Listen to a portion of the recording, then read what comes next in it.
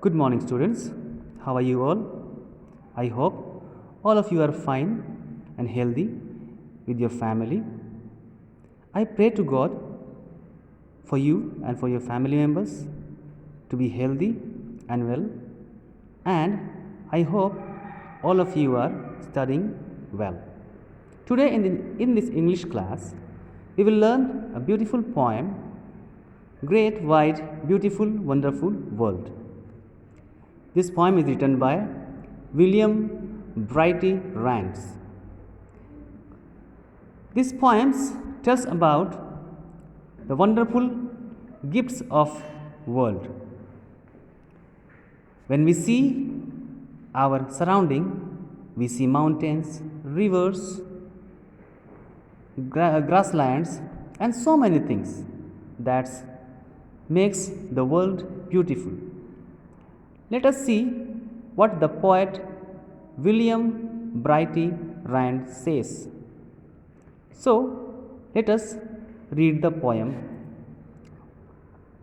So, open your book, page number 101,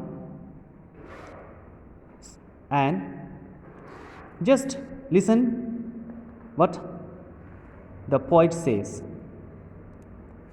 Great, wide, beautiful, wonderful world.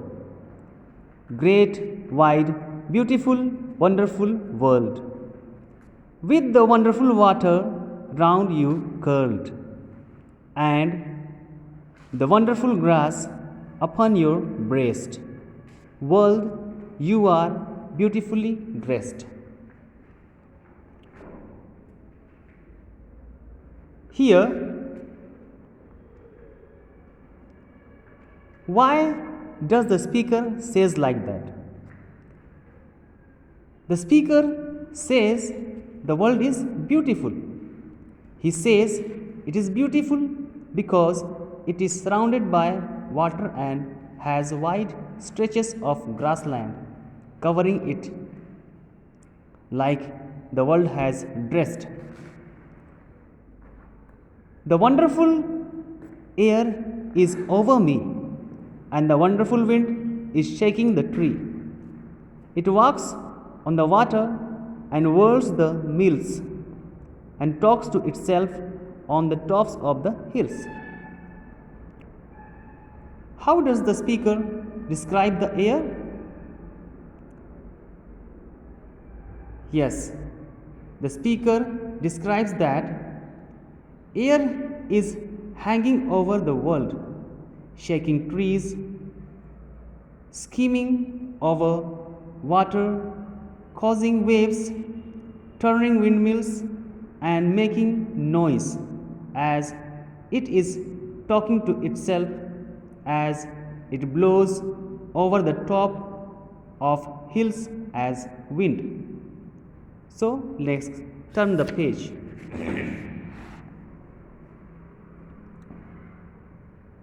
You friendly earth, how far do you go? With the fields that nod and the rivers that flow, with cities and gardens and cliffs and easels, and people upon you for thousands of miles.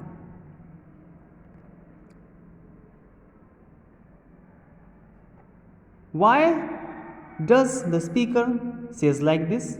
The world is so friendly. Wherever we see till the horizon, it is endless.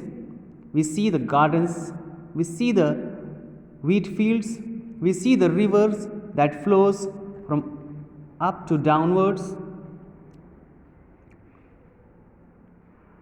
and thousands of miles of lands for wheat to grow and rivers to run for our cities and hilltops and islands.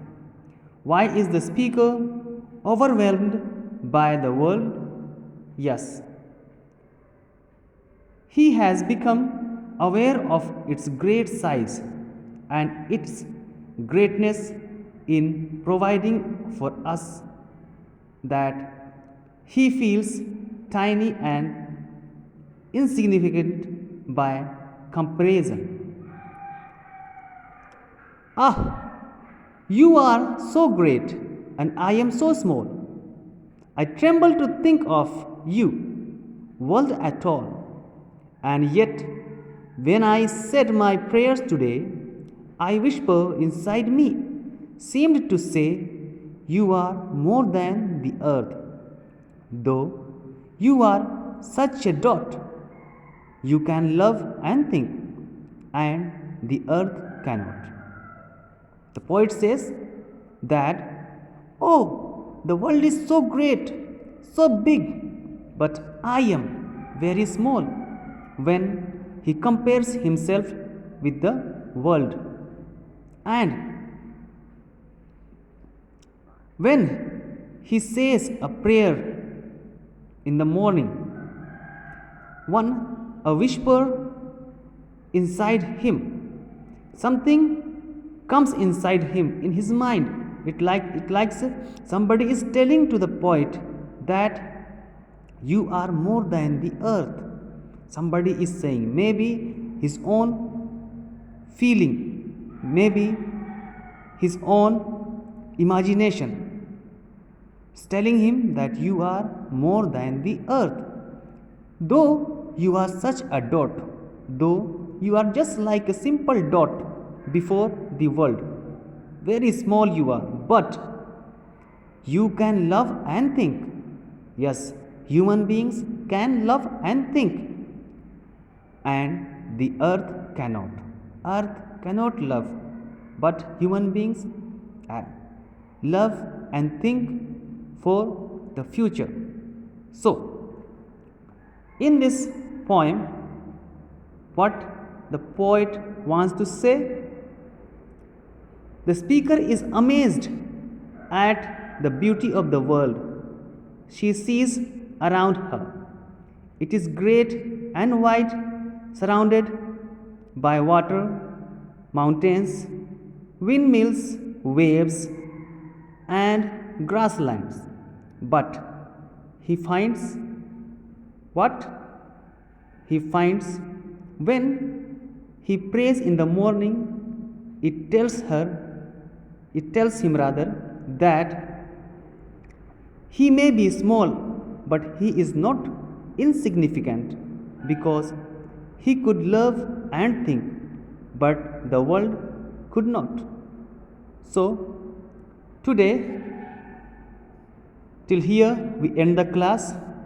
I'll be sending you the question answer after finishing this class. So I request you all, once you read the poem with the proper pronunciation, and afterwards you write the notes. I'll send you the song of the poem. You sing and learn too by singing. So thank you so much. Thank you very much for attending the class. Have a good day and have a healthy day. Thank you very much.